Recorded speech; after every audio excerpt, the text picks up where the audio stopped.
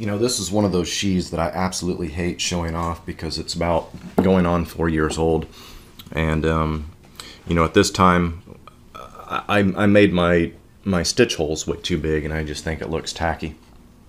But the fact that this sheath is, like I said, going on 4 years old now, and you can see that it's been used and abused, and you've seen it in just about every video I've ever been in. This has been carried on my side almost exclusively as an EDC knife, like I said, for going on almost 4 years now. What's the point in this video? I guess the point is, as you can see, that there's still a good amount of retention in this sheath. And in fact, I'm going to, you know, anybody can grab their sheath right here and pretend that it's got good retention. But when you grab out here on the edges, and you do that, damn left hand, you can hear the knife moving around, but it ain't gonna come out. So the whole myth that over time your retention wears out on your leather and everything else, it's in many ways it's bullshit, guys. It just all depends on how you take care of your item. It also matters, you know, the shape of the handle and everything else, but you'll get people that will say things like, oh, leather's going to wear out, blah, blah, blah. It's just simply not the case, guys. Leather is a lot stronger than people think. So today is what I'm going to do is I'm going to show you that. I'm actually going to also teach you guys the conditioner that I make. It's very simple to make. While I show you how to do that, I'm going to show you guys just how fragile leather really is. This sheath has, like I said, it's been on me for a very long time, and it's been in all elements. Snow. I've went noodling with this damn thing on, so it's not afraid of water. So what I'm going to do is I'm going to get a bunch of hot water I'm going to put in here with the knife still in the sheath, just as if I've gone swimming or whatever. And we're just going to let this sit in here. We're just going to let it soak underwater while I show you guys how to make the leather conditioner. And then we're going to come back and I'm going to show you guys how to properly dry this thing out, re-wet form it so that it will still hold and maintain that knife, and how to properly dry it so that it will, you know, keep that stiffness to the leather, yet still be pliable. Now, one more thing I'm going to say about this knife before I get started is the steel is 01 tool steel. And you can see that this thing is nice and corroded. If you guys are worried about corrosion on your blades, go with the stainless, okay? Don't go with high carbon. Unless you spend every day of your life just polishing and scrubbing it, it's going to corrode, guys. It's high carbon steel. I mean, that's what it does. I mean, you can fart wrong and it's going to corrode. So if you want a nice shiny blade, go stainless. Leave the carbon steel alone. But allowing it to naturally form patinas and everything else, it's not a bad thing, guys. It just gives the knife character. This knife still functions. It still cuts. It's still razor sharp. I can still shave my face with it. That corrosion is not going to stop that or prevent that in any way, shape, or form. Now, with that being said, should you still store this thing with a very light coat of oil on it or something like that? Sure, why not? I mean, it's going to help in the long run, so just something to think about. Best part about all this is you don't need a whole bunch of special ingredients, guys. You literally only need a little bit of beeswax and some coconut oil. That's it. Those are the two ingredients. The thing that I like about these two ingredients is, well, now I can coat this knife, I can use it for food prep, and I don't have to worry about it. You know, it's not like I'm using WD-40 or something along those lines. I can take this mixture, put it in my mouth, and eat it if I had to. It's all natural. I don't suggest you doing that, but you can do it. The tin I'm going to use is nothing more than a simple snuff tin.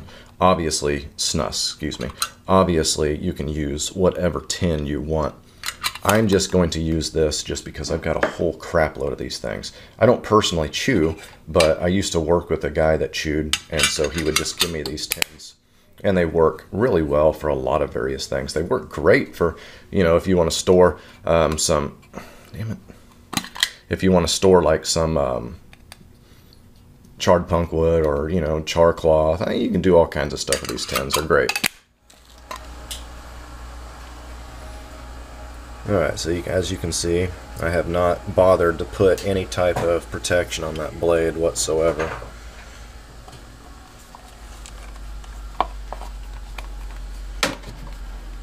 And into the drink it goes, and that's where it's going to stay.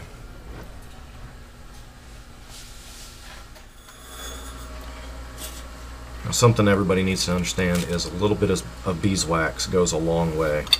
Okay, so I'm literally only going to put just a couple pieces in here around that size.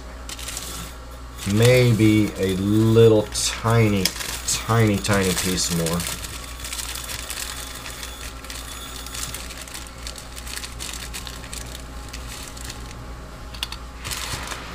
That's it. The rest will be coconut oil. You can either scoop it out with a spoon,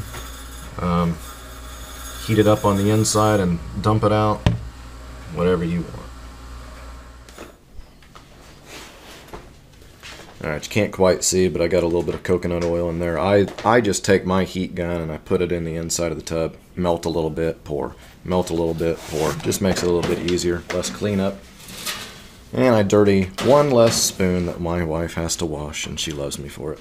I'm going to do this a different way. I'm just going to put it in my oven this time, turn it on. I'm going to crank this bad boy up all the way, and we are going to put it on bake, stay on, and it should just take a few minutes.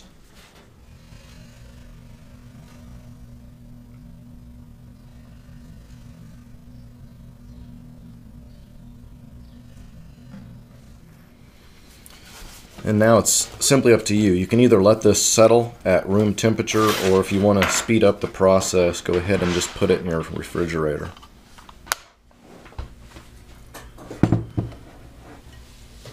Alright, so this has been sitting in there for a good while, probably 20 plus 30 minutes, something like that. And I want you to look at the blade. Okay? You're not seeing any new rust or anything develop yet. Is it going to? Of course. But that corrosion and everything on there is actually helping your knife. So, in my opinion, like I said, I don't care if my blades stay nice and shiny.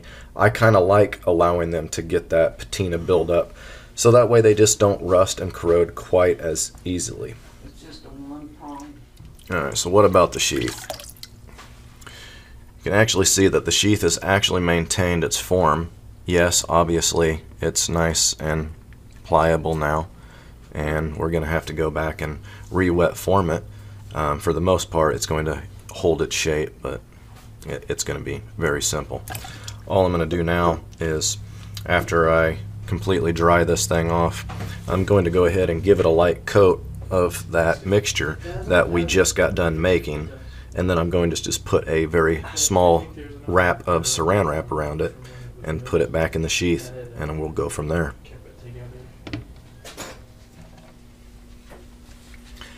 Alright, it's still a little bit warm, and you can actually see that it's still a little melty underneath, which is fine because that's just going to help us coat this blade. I actually already put a little bit of coating on there of my own personal mix, but then I thought you guys would probably yell at me if I didn't actually show the stage, this particular stage, I guess I should say.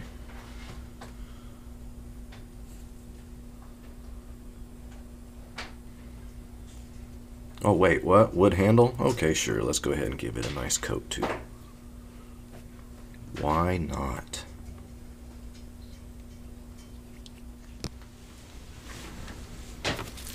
Alright, now something that I would do for customers is I would go a little bit lighter on the saran wrap, and then I would take a coat of tape and put around the blade, some blue tape or something. And the reason I would do that is because sometimes when you're pushing your knives into a sheath like this, you can actually cut through the saran wrap, and then at that point your edge is potentially going to get a small amount of corrosion along it. But since this is my own personal knife, like I said, I don't really give a damn if it gets a little bit of corrosion on it. It's already on there, and it's gonna happen anyway in the long run if you intend on using your knife for any period of time. So you see that the sheath is still wet, but you can also see that it's still maintaining its shape. So we're just going to simply put it back in there, and we're just going to work with our fingers around the contours of the handle.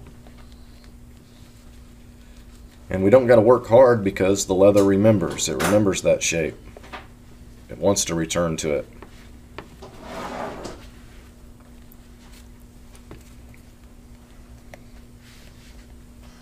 Now, what I'm going to do is I'm going to return this to the oven.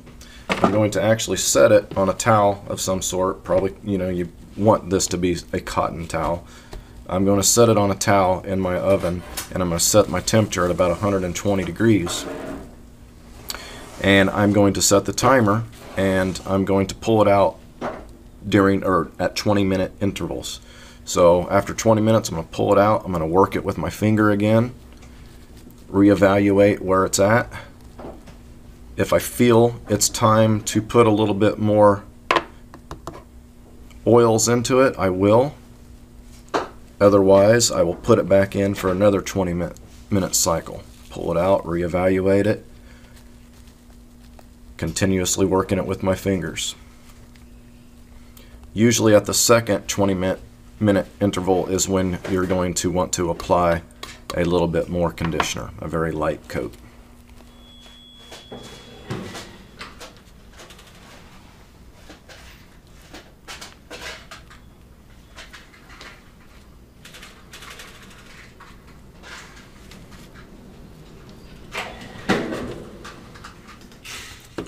Alright, so we've gone ahead and pulled it out.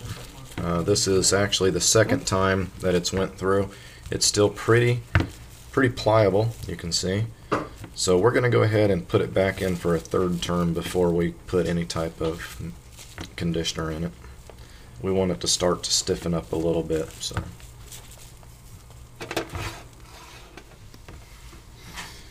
Alright, so we just came out after going through 3 times. And we're just going to do a very, very light coat on this.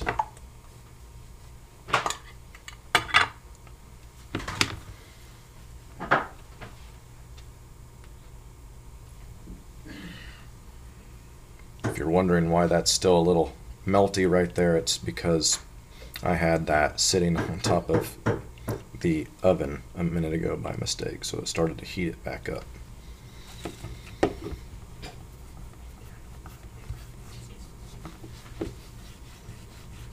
Get a hammer.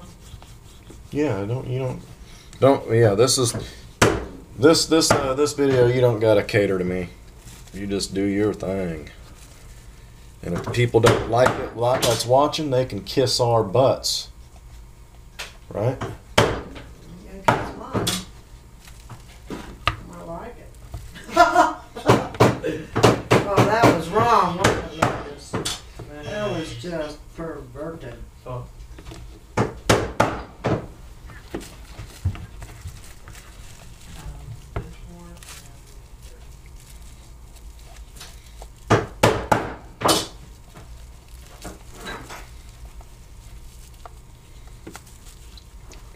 Now we're just going to keep repeating that same cycle until this thing is all dry.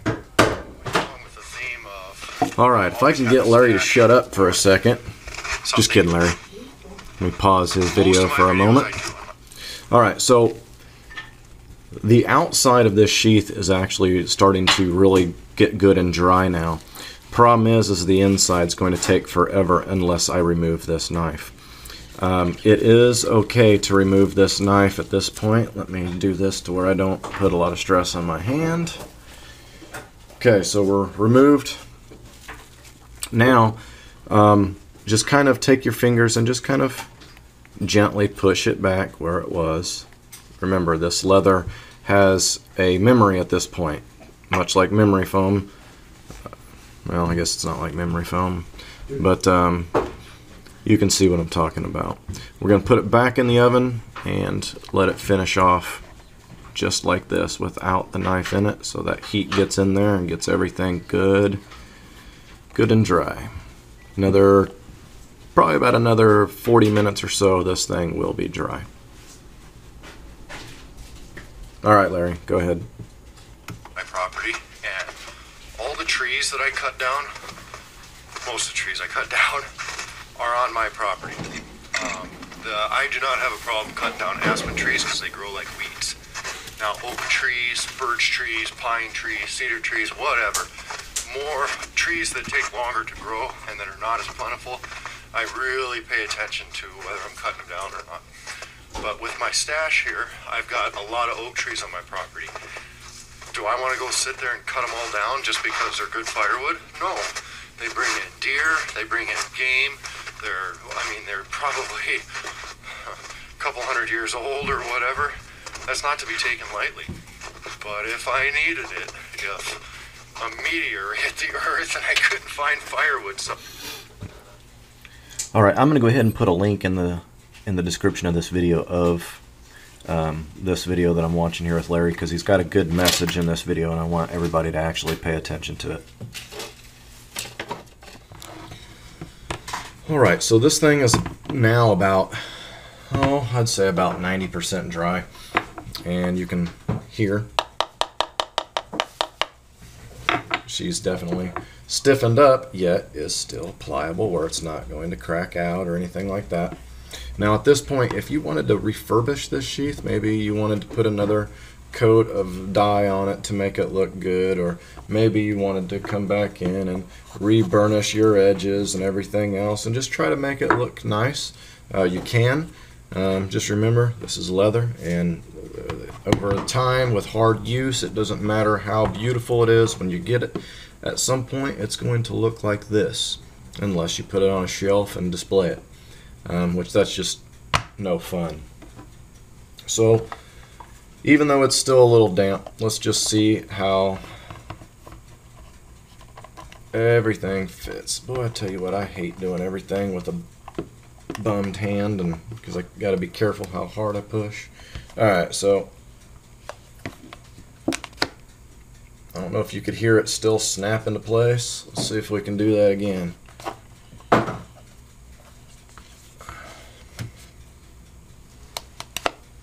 Still snaps into place just fine. We're still out here on the edge. You can hear it move and shake and rattle and roll, but she ain't gonna come out. So, as you can see, people are just a little too timid when it comes to their leather. This stuff has been around for millions of years. It's a lot stronger and more durable than people give it credit. Specifically, people always ask me how often should they treat their leather with an item like this conditioner here. And what I can tell you is I typically use only about 2 coats per year, and that's, you know, with this sheath seeing all elements, whether it be rain, snow, sleet, or whether I go swimming in it. You know, it doesn't really matter. It will get roughly 1 to 2 coats of oil per year. One of the things that's easy to do is over-treat these things. Remember, we just put a light coat on this, and that's why it's able to still retain its stiffness yet be pliable so it won't crack out.